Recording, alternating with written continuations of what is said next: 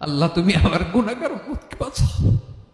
এই দুনিয়ার বুকে রব্বুল আলামিন সব নবীকে একটা করে দাওয়া মুস্তাজাবা দিয়েছেন, মানে যে দোয়া করলে কবুল হয়ে যায় সাথে সাথেই।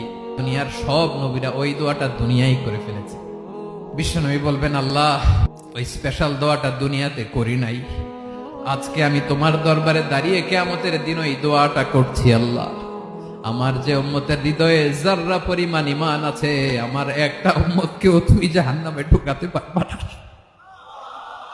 বিশ্বনবী পাগলের মতো একবার হাউজে কাউসারে যাবেন, একবার সিরাতে যাবেন, একবার পুলসিরাতের দিকে, একবার হাউজে কাউসারের দিকে পাগলের মতো দৌড়াতে থাকবেন, তার কোন গুনাহগার উম্মত যাতে জাহান্নামে ঢুকে না যায়।